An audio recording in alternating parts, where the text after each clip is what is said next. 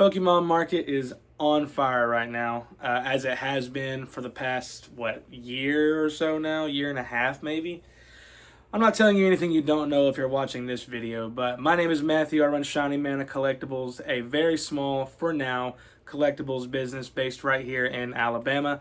I am documenting my journey, as corny as that sounds, to a full-time business. And I'm still very part-time. Still making very part-time money, but that's what we're on the road to do. So if you are interested in seeing somebody build this up from literally nothing, I started with $0. I sold some of my own cards on eBay, got $100, and have just since flipped it and flipped it and flipped it into cards that I put into binders and cards that I sell as inventory at the card shows, and I have built it up into something well past nothing.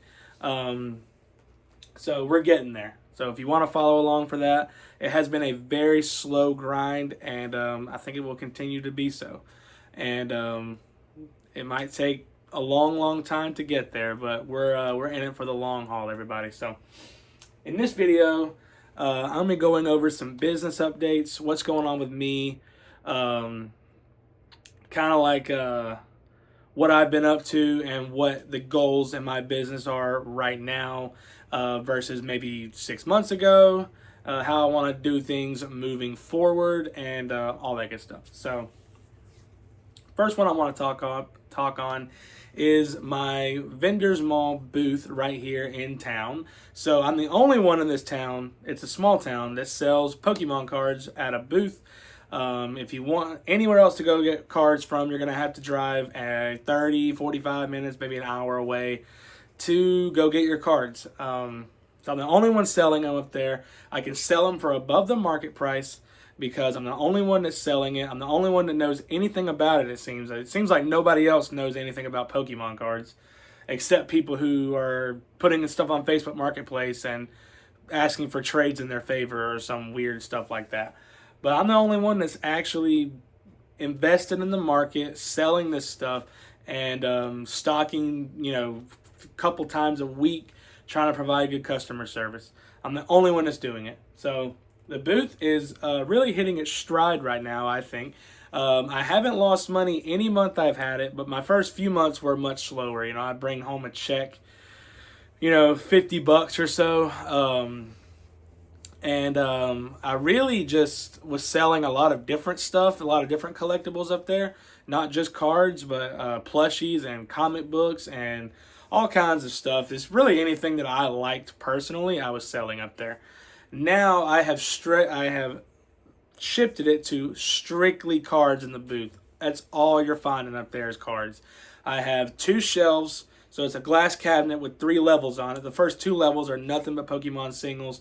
I think there is 24 per shelf.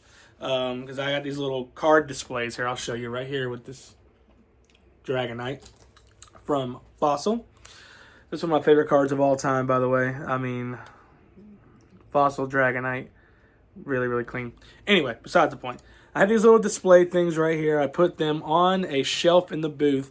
It might be kind of hard to see, but there's a shelf right back there that the Lugia thing is on. I don't know if I can zoom in on this or not. No, I guess not. I don't know how technology works either. So I got these little display things. I set them on these little stairs, almost like stairs. They go on the shelf in the booth, and it makes it where I can kind of stack things like a tier. Here, I could probably show you right here, actually. I could probably turn this around and kind of show you what... Yeah, that little tier thing right there that my Oblivion Gate statue is sitting on. Shout out Elder Scrolls. Shout out Elder Scrolls.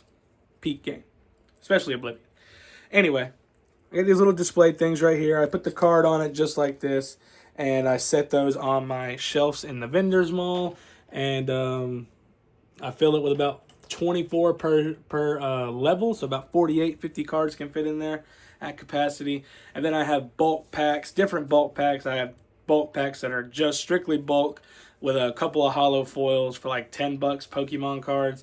I got some Magic cards in there that are bulk only. I got I got some only hollow foil bulk packs for like $17. I put a lot of like the EX like little hits in there. I sell only cards in the booth, and it's really hitting its stride. I am getting, more money every month from it, and the customers are really getting accustomed to me being there and coming and shopping with me exclusively. Sometimes they come to that mall just to do business with me at the booth. So really, really fun there. I'm loving building it up, and it is a great way to pad my margin because, like I said, I could sell it for above the market there. eBay, I sell a lot on eBay too. I'll get to that in just a minute. The eBay margins are really, really bad. Like, probably like 10 to 15% most of the time. You can sell it above market there too, but even then, you're still getting hit with like 13% in fees plus shipping and. Yeah, eBay lower margins. Card show probably my favorite way to do business. Middle of the way, so 20-25%. Booth probably 40-45%. eBay probably 10-15-20% on a good day. So all of that averages together. I get about my 25, maybe 30% if I'm really crushing it on what I'm trying to sell, and that's really good margin for me. That's good enough to build this business, and I'm really liking making money on something that I truly do love a lot. Pokemon, I don't know if you can tell, probably my favorite thing ever. It's been that way for a very, very long time, since I was probably like 8 years old. It's probably been about 20 years, 22, 23 years maybe, since I've been in the Pokemon craze, and I really haven't stopped since then. And I'm just glad I finally found a way to be in this world and do something that I love like this, and it makes me money. If you're familiar with Catch 'em All Collectibles, I know I'm kind of rambling here, but if you're familiar with Catch 'em All Collectibles, Dan, he talks about the holy trinity of happiness in this world. Find something you're good at, find something you enjoy, and find something that makes you money. And I'm really good at selling Pokemon cards. I'm really good at collecting them. I'm really good at knowing what I'm looking for specifically because I've been in it for so long. And I really enjoy it. Obviously, I love collecting these vintage cards. I mean, oh my God, they are just beautiful cards. I mean, like, I always show this card on my videos. I'm going to show you again. I'm a Johto guy, so Neo Genesis Slowking. Yes, sir. With the swirl right there. Yeah, you see that beautiful, beautiful swirl placement. Neo Genesis Slowking. Probably one of my favorite cards right there. I got like, that's why it's on display on my shelf. I'm a Johto guy, so big, big fan of the Neo series. It's one of the series I'm actually master setting. I'm master setting base set through Neo Destiny.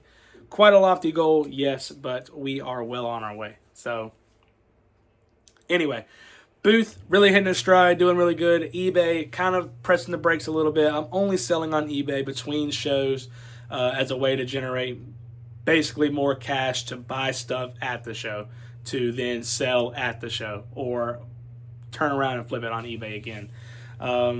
Not really doing too much listing on eBay right now. I'm kind of like restructuring my inventory. I'm trying to figure out what goes well in the binders, what goes well at the booth.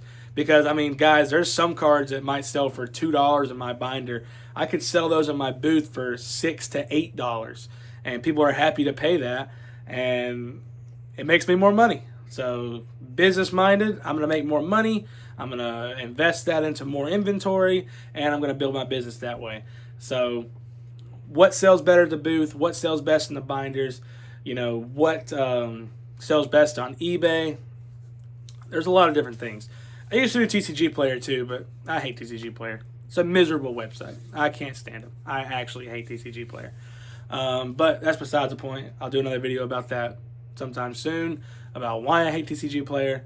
But, yeah, they suck. So, eBay between shows just to get cash flow.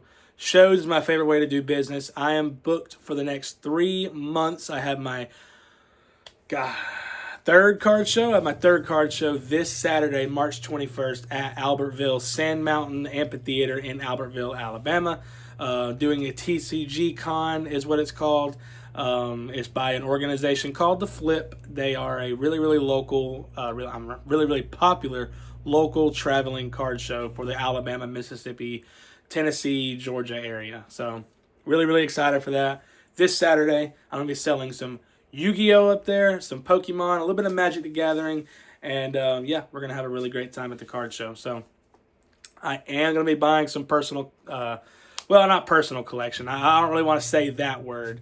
Long-term inventory is how I like to call it. Just for liability reasons. You know, taxes and liability reasons, it's long-term inventory. Will I sell it one day? Probably so. If I can justify it. I'll say it like that. But I am collecting these sets. I do love them a lot, and really, really happy to have those cards in my binder and enjoy them. So, yeah. Even between shows, Vendors Mall doing really good, and shows, I'm booked for the next 3 months. I'm going to be booking more and more shows. Probably trying to do one a month at this point, just so I can really figure out and dial in what happens at these shows. What can I sell? What can I make? And I'm pretty much just learning a whole new, revenue stream. I've already got the eBay thing pretty much figured out. I got my Vendors Mall booth pretty much figured out at this point. You know, I'm obviously, it's still kind of new, so anything could happen with that. But I feel like I'm really, really cracking the code on that. And now I'm trying to work on the card shows, trying to get familiar with the card shows and the local scene, and one day be vending at the big boys one day. So that's my business updates for now, guys. Really, really kind of getting into the groove of things. And if you want to follow along as I build this up into a eventually full-time income while I'm collecting these vintage cards, go ahead and subscribe to the channel. Drop a comment below. Let me know what your master setting. What do you think about the Ascended Heroes set? Do you like it? Do you hate it? I don't think anybody in the world hates it. You might hate the price on it, but I don't think anybody in the world hates that set. It's an absolute banger.